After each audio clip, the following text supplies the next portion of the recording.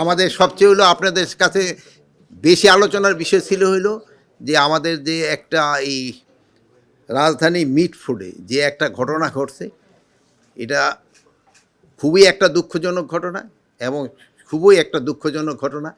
এই ধরনের ঘটনা একটা সভ্য সমাজে কোনো অবস্থায় মেনে নেওয়া যায় না। তো এইটার ব্যাপারে আমাদের সবচেয়ে বেশি আলোচনা হয়েছে। এই ব্যাপারে আমাদের যা একটা ডিসিশনের মধ্যে হয়েছে, রাজধানীতে মিট ফুডে যে চাঁদা না পেয়ে ব্যবসায়ীকে নারকীয় হত্যাকাণ্ডের ঘটনাসহ দেশব্যাপী সম্প্রতিকালে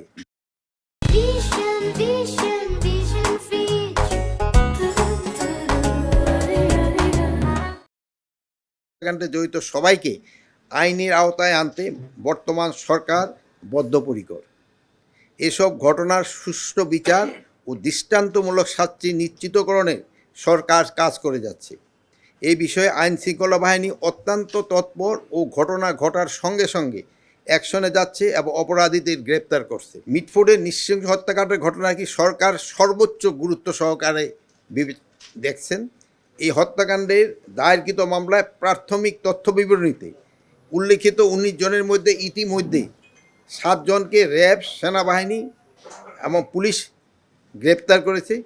ঢাকার বাইরে গোয়েন্দা দল বিভিন্ন জায়গায় অভিযান চালিয়ে অবশিষ্ট আসামিদের গ্রেপ্তারে কাজ করে যাচ্ছে।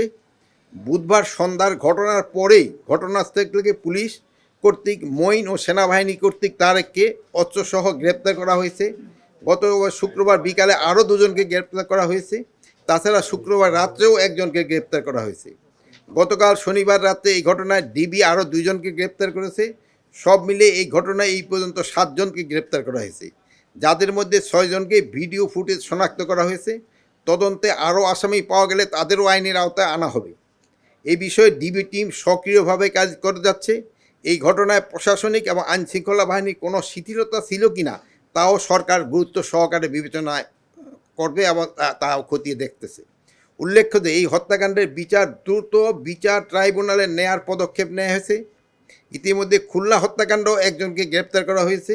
সরকার এই মর্মে বিশ্বাস করে অপরাধী যে দলেরই হোক না কেন, সে যে কোনো দলেরই হোক না কেন, কোনো রাজনৈতিক অথবা অন্য কোনো পরিচয়ে কাউকে ছাড় দেওয়া হচ্ছে না এবং ভবিষ্যতেও দেওয়া হবে না।